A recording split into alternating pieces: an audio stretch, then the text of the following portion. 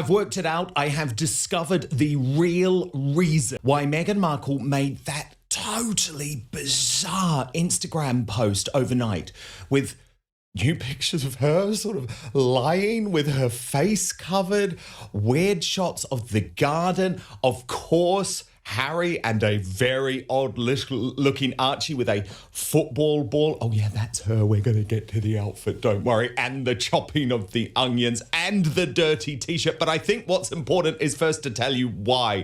Why did we get these totally bizarre images that Meghan Markle is calling springing into summer? It's because she wants to overshadow her own husband.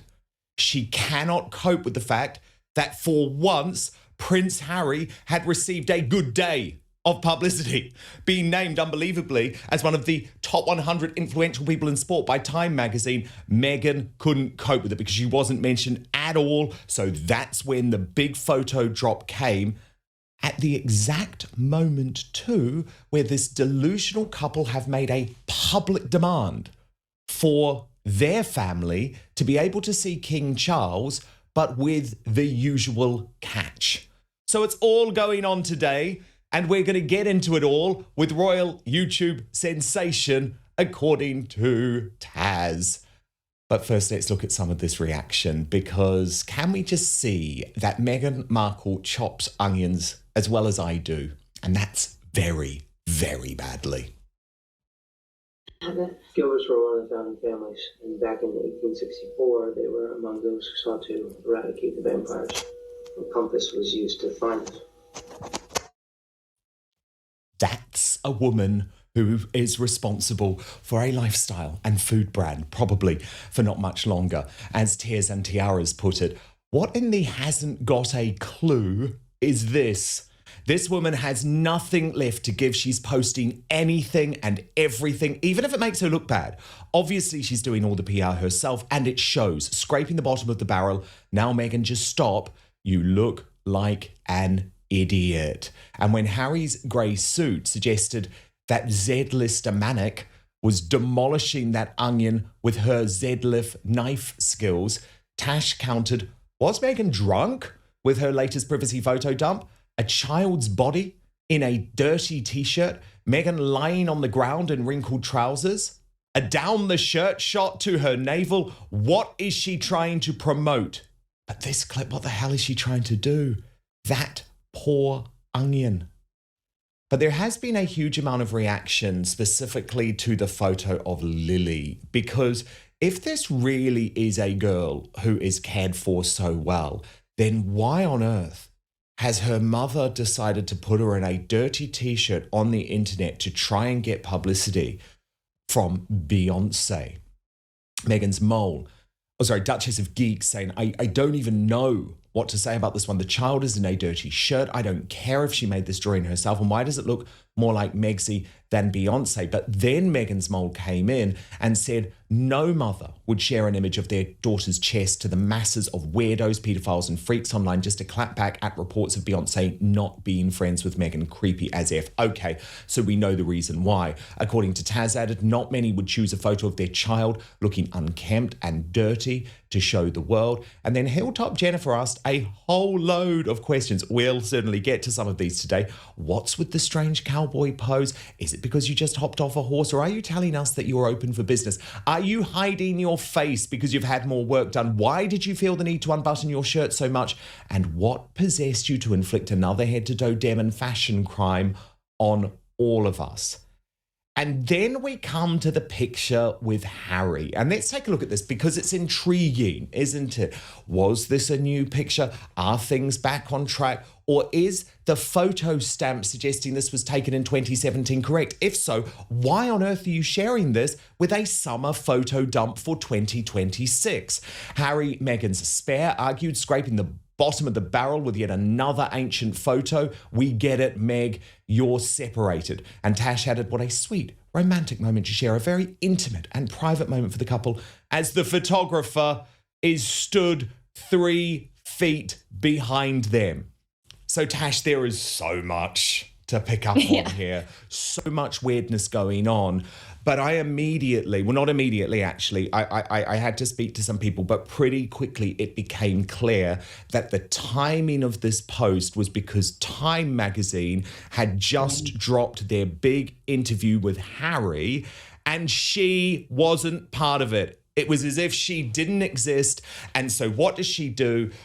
Somehow get together a whole load of photos that she knew was going to steal the attention away. It's the flood the zone strategy. But when you're doing it to take away publicity from your own husband, there's certainly a more twisted aspect to it. That's before we even get to the to the pictures themselves, Tash. Yeah, I mean, it doesn't surprise me. I mean, Meghan's narcissism really does shine on through. So, of course, that's going to affect every aspect of her life. She's going to be that way with her children. That's why Meghan spends thousands and thousands and thousands on herself, her hair, her makeup. You know, this is a woman that, well, she obviously spends a lot of money. She does have terrible fashion choices. But then she allows her children to be presented to the world wearing their pajamas, wearing dirty T-shirts and stuff. But for her to be competing against Harry, she's always been after Harry's attention. That's why she hangs on to him like a limpet, why she attaches herself to him like a koala bear. You know, there is a constant need to touch Harry. And people at first said, oh, look, that's sweet. And then people started seeing, oh, she's actually controlling him. She's getting him to move in different directions. She's getting him to move out of the way. But also it puts the attention back on her. No matter who she is with, her friend Kelly, who recently gave birth to a baby, Kelly McKee-Zafin, when she was there collecting an award at a charity that she started, Meghan draped herself over Kelly, you know, to the point Kelly had to move her head out of the way. I remember talking to you about it. Meghan has to be the star and she has to be the center. And she does not like Harry having any attention without her. And for her, this was the best and almost desperate attempt to get attention. And of course, it does give her attention, but those choices of photographs, well, there is certainly a lot to unpack there. There is. And Tash, do we think it is an old picture with Harry? Yeah. Is it from 26? So why on earth do you put it in a summer dump for 2026? That's not even how Instagram works. It's not like a throwback. No, I think it's more like an ownership. He's still mine. It's very much, I don't think Harry is quite so happy to post the photos like that anymore. This is when they were building up the collection, weren't they? Behind the scenes for Megxit, for Netflix, for anyone that would be willing to buy the stuff. Let's not forget that these two have been planning this, I would say, even before the wedding. So this is part of the big payload that Meghan obviously got, because also, which worries me, at the top of that photo, not only does it say 2017, it actually says that she's got another 30,000 odd in the bank. Oh, Dan, have we got to go through another 30,000 of these drunken drops? I mean, I don't know if she was drunk, but the images that she chose were just so bizarre. It was so random. It was literally like she was just going eeny, meeny, miny, mo, or someone accidentally posted her deleted box. But yeah, really strange combination of photographs to have been posted. Yeah, well, someone also said to me, Tash, and, you know, I'm just going to say what they said, that the picture of Harry and the football with Archie came just hours after I had recorded my after show yesterday with Angela Levin, talking about how Harry had been snubbed from the Football World Cup because of the row with David Beckham. Just saying, maybe a total coincidence, but certainly there seems to be an attempt to kind of take ownership of football as well, even though we're hearing he hasn't really been invited, certainly at this stage, to any of the big FIFA events. Yeah, but I mean, you saw Dan, he's been listed as a sports personality in Time magazine, you know? We're going to come to that. Trust me, we're going to come to that because it is a total cringe moment. But before we get there, the onions, Tash, seriously. Okay, now I will admit, everyone who knows me, Tash, knows I am a terrible cook. That is honestly how I cook onions. So weirdly, how I cut onions. So weirdly, I have some sympathy for her. But like, I'm the worst cook or chef in the world. I admit that. This is someone who believes that she's the boss of a global lifestyle brand. Yeah, the onions did get me. It was absolute butchery, and it triggered something in me. Apparently, I've got an issue when things are not cut to the same size. I didn't even know it existed in me, but I was like, they're not going to cook evenly. And it really did like agitate me. But I mean, I cheat. I've got a ninja chopper where you just throw everything in and pull a string and it chops it all perfectly for you. But I mean, Oh, I'm I not a need one of chef. them. I can cook. I can cook.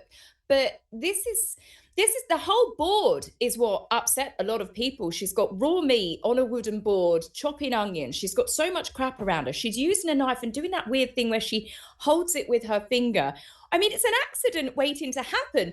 But 1 minute she's chopping the onion and then she's trying to shave it with the knife. You're like, she's already done crimes against scones, Dan. This is crimes against onions. We're going to have to seriously start a joint lawsuit to stop this woman from uploading videos of her in the kitchen. It honestly, what is she up to? Yeah. Give it up. Give it up indeed. And then we come to the article which I think Harry wanted people to take note of. And I'm not actually talking about the Time magazine, but rather this leak to the New York Post. And again, that's why I think Meghan's Instagram dump was so badly timed, unless she was actually trying to piss all over her husband. Because this is another public attempt, Tash, at negotiation with the British royal family via the media. It's not going to work, but you posted on this highly suspicious just days before Trooping the Colour, which is, of course, on Saturday. Harry has now decided he wants his family back and has regrets. Sorry, I call bullshit. More likely he's getting desperate, as his emotional blackmail using his children hasn't worked and daddy still isn't picking up the calls. And that was certainly the vibe that I got from this New York Post article. There it is, authored by Sarah Nathan, their British editor at large, clearly briefed Tash, out of Montecito. So I want to get to it and then I'll let you analyse. But I think it is worth just looking at because this was a coded article. But in my view, it's yet another public threat to King Charles. So Nathan writes, Prince Harry hopes to bring Meghan Markle and kids to the UK in weeks, but still won't see one family member, his estranged brother, Prince William, sources told Page Six. Harry is set to arrive in July to promote his Invictus Games, which will be held in Birmingham next year, and he desperately wants to bring his family over to see his father, King Charles. However, the prince's security fight with his homeland's government is still not fully resolved, we're told. Despite his hopes, the UK Home Office would finally sign off on taxpayer-funded armed security for his wife and children. As multiple sources have told us, Harry is keen to reconcile with the royal family. He was still persona non grata, however, at his cousin Peter Philip's wedding to Harriet Spurling this past weekend. Harry was not invited to the celebration, we have confirmed, while William was joined by wife Kate Middleton, and King Charles and Queen Camilla also attended, as did Princess Beatrice and pregnant Princess Eugenie. While Harry would love to bring Markle, Archie and Lily back to his homeland, sources stress that no firm plans have been made and matters are first focused on the Invictus event. Harry is set to attend a 1 year to go countdown celebration for the Games scheduled for July 10 to 17, 2027. There have been reports the prince does not have his brother's phone number. However, we're told this is nonsense. So that's just an interesting little aside, but regular viewers will know that's Team Harry and Meghan clapping back at Dan Wakeford, who used to be their sort of major propagandist at People magazine and Us Weekly and has now turned on them because he's independent. But Sarah Nathan added, but he has not seen William since the funeral of Queen Elizabeth II in September 22. William, sources said, remains furious over Harry's tell-all memoir, Spare. And this would be her first time back, Meghan's first time back since the Queen's funeral. Archie was just an infant when he left the UK for a new life in California. Both children have barely met their grandfather. Harry has pleaded for armed protection. Yes, we know all of that. And in January, the Daily Mail cited government sources saying his security would be approved. But Harry and his lawyers have yet to have an update from the Home Office, sources confirmed. We have reached out to Sussex reps for comment. Well, they're speaking to you behind the scenes. That's just something media do if they're trying to make it look as if the source of the article is not the people who are being written about. With or without his family, as of yet, there is no agreed time for Harry to meet with his dad, we're told. Although we're told that Harry believes his father could overrule the government on the issue, sources previously told us it was not a matter for Charles and his courtiers. So, Tash, he's just never going to learn. It's like publicly trying to jump the British government, which ironically is pretty sympathetic to Prince Harry, and his father, ironically, pretty sympathetic to Prince Harry, into a deal ain't going to work.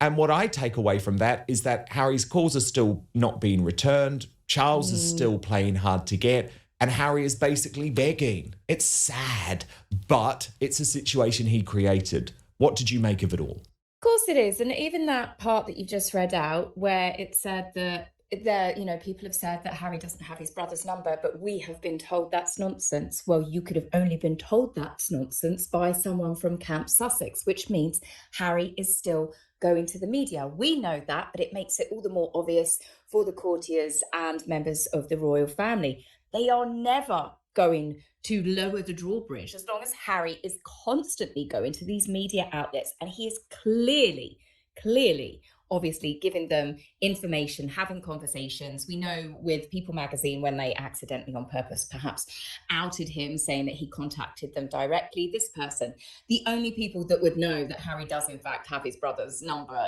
is coming from them. So, of course, the royals are never going to trust him, and as rightly so, because it's clearly obvious that Harry's getting more desperate. So we had obviously the run up to the wedding, didn't we? Peter and Harriet's wedding. We had all of the stories about Harry and Meghan might go. Then that was shut down. Harry and Meghan were not invited. Oh, but Harry and Meghan skipped the wedding. No, they didn't skip it. They were not invited. Then you had, well, Harry wouldn't go anyway because he's upset about something that happened at Peter's first wedding. You must have seen all of this. It was just constantly trying to make this wedding about Harry and Meghan. And then we get Peter's called Harry. Then we get Harry understands that Peter has to cut him out because of evil Prince William, because Prince William's a bully. So all of the time this is going on, it's very clearly obvious. Now, some of it is made up, but some of it is definitely coming from Harry's camp. And it's always making him to be a victim and Prince William to be the aggressor. And the royals have just had enough of them. They have cut them off. So Harry is trying all different tactics. And as I said, I stand by what I said. I think this is because he knows the Invictus Games is coming up. He needs a little bit of royal glitter, whether it's in the form of his auntie, the Princess Royal, whether it's in the form of lesser members of the royal family. He needs the royals there to get the Invictus that little bit of a boost, because I believe he uses it as his final cash cow. And the royals are done playing these games. But Harry only has himself to blame because he will not stop going to the media himself, which in itself is just absolutely hypocritical. Well, of course, because we have an interview in Time magazine. This is the one that Meghan decided to take the attention away from. Hilariously, Tash. Somehow he's talked his way into being the 100 most influential people in sport. And I think he got this because he agreed to give an interview to Time magazine. And look, it's not a great interview, actually. We'll go through it. He's talking about Invictus, and he says, it was so clear to me, let's invite as many countries as possible to make it international, because clearly more countries need to benefit from this. He said that sport held him together.